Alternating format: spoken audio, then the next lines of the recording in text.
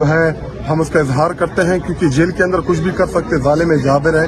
اگر عمران خان صاحب اور بشرا بی بی کو یہ قیدی تنہائی میں بند کر سکتے ہیں سیاسی مقدمات پہ تو اندر کچھ بھی کر سکتے ہیں. اور یہاں پہ آنا یہ ہماری ذمہ داری بھی ہے اخلاقی طور پہ بھی. میں پارٹی کا پارلیمانی لیڈر ہوں, قومی اسمبلی کا ممبر ہوں, مجھے کوئی نہیں روک سکتا اور ہم آئندہ بھی آئیں گے. اور آپ ان لوگوں کو اتنا سیریس نہ لیں جو تھریٹس دے رہے ہیں. ہم جانتے ہیں ان کو بڑے قریب سے جانتے ہیں, ہمارے ساتھ ہی رہیں گے. خٹک صاحب, کل متحدہ اپوزیشن کی جانب سے فیصلہ کیا گیا تھا کہ پارٹی کارکنان میں سے کوئی بھی اڈیالہ نہیں جائے گا. اس کے باوجود آپ بذات خود یہاں موجود ہے, کارکنان کی بڑی تعداد, کیا کہیں گے؟ ہم نے کبھی بھی آفیشیل کال نہیں دی. آپ نے دیکھا ہوگا کہ کبھی بھی پارٹی کی جانب سے ورکرز کو, قوم کو کال نہیں دی. ہم اپنے ایم پی ایس کو بلاتے ہیں, ہم اپنے ایم این ایس کو بلاتے ہیں, ہم اپنے ٹکٹ ہولڈرز کو بلاتے ہیں.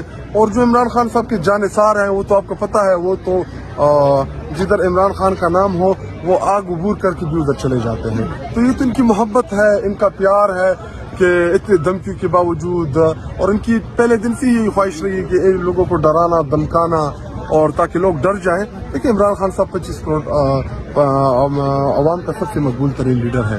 عمران خان صاحب اس ملک کے اندر اس ملک کی انشورنس ہے, جس کو پنجابی, خیبر پختونخوا کے پختون, بلوچستان بلوچ, وہاں کے پشتون, اور سندھ سندھی, اردو اسپیکرز, اسی طرح گلگت بلتستان, اسی طرح کشمیر, جتنے بھی پاکستانی ہیں ان سب کا اتفاق ایک لیڈر کے اوپر ہے, اس کا نام عمران خان ہے.